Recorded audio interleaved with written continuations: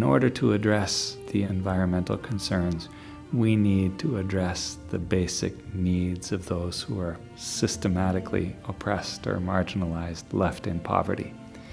We need to be in solidarity with them as we work towards a new vision of the environment.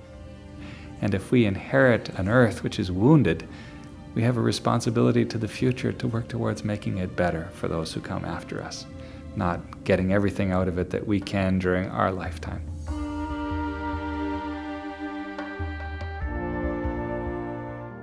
I often wonder how people can plunder the earth knowing that they have children or grandchildren whom they hope will still have as abundant a life as they have, because in the end we have to slow down if we're going to want to have enough for our grandchildren. We have 3 of them right now, and we hope they'll live long lives as well as we do.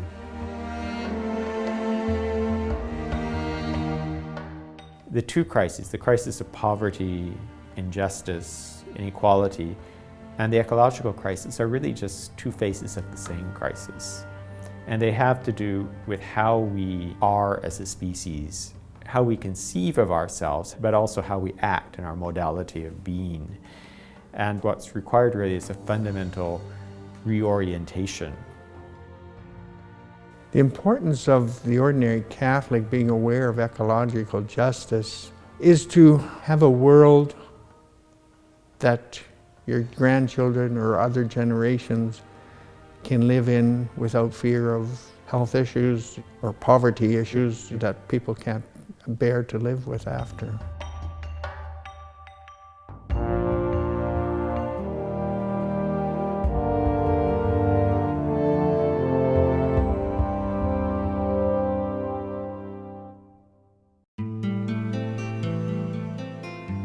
The 6th theme addressed by the document is solidarity. I would like to pick up 2 points that it makes. The first is the call for solidarity with the poor. Here we're talking about human decisions, institutions, corporations, collective societal decisions which leave some people perpetually without, perpetually struggling for a livelihood. And secondly, the text talks about an intergenerational solidarity, thinking about those who are to come, the future generations. Pope Benedict here says a greater sense of intergenerational solidarity is urgently needed.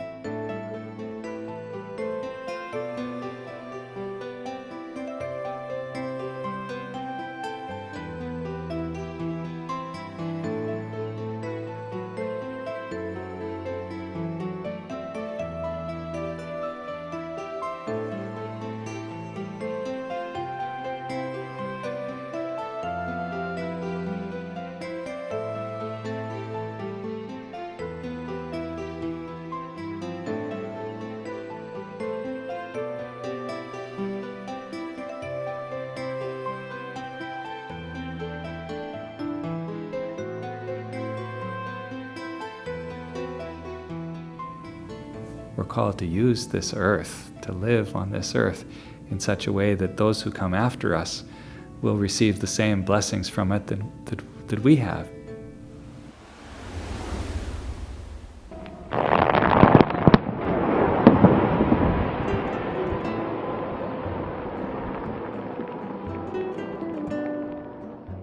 The Brazilian government was building a dam in the Amazon area. And the amount of electricity that the dam was actually able to supply was very little, and yet the amount of land that was flooded caused a significant amount of environmental damage. The trees that died within the water actually poisoned the water, killed the fish, and this water went down through the river and killed the fish downstream. And even from the time that I served there, I know that the people who live along the river, depend on the river. They depend on it for food, for fish, for water, for drinking water. And to have this happen at the time, it affected about 2,000 families who were living downstream. Scarborough Missions and other pastoral workers worked with a number of other people in the area to try and get this dam stopped because of its impact on the environment and because of the impact on the people who are living downstream of the dam. So Scarborough Mission's involvement in ecological justice hasn't stemmed so much from just a concern for trees or for the environment per se, but for also in connection with its impact on the people where they were serving.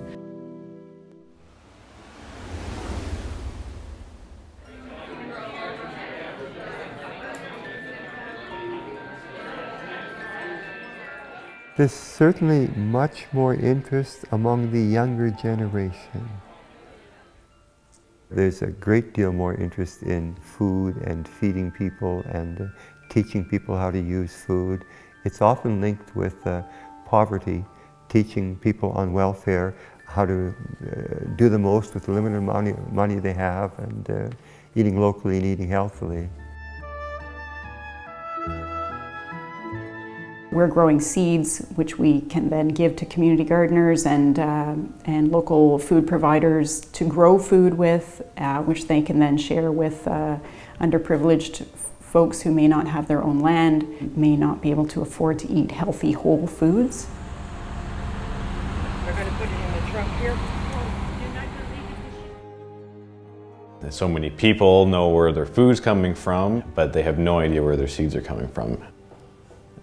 I'm looking to start my own farm and hopefully my own seed operation, and the idea of being able to collect all of your own seeds to grow your food year after year is the epitome of sustainable farming.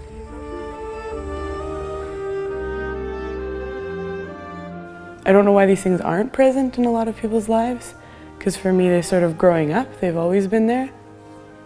Over the last 5 years or so, getting more and more involved in food, environmental justice interests, social justice interests. I try to live a life of respect, especially for the earth and for other people, humankind, believing that there's a connection of some sort, that there's reason for us to do things in a respectful way and in a loving way. It seems like the right way to live and to do things. We need to make decisions today in solidarity with those who will come after us.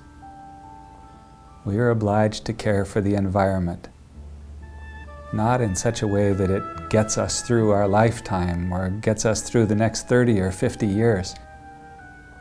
We need to make decisions about water levels, about the atmosphere, pollution levels, so that people 5, 10, 50 generations down from us will be able to live well on the earth as we do.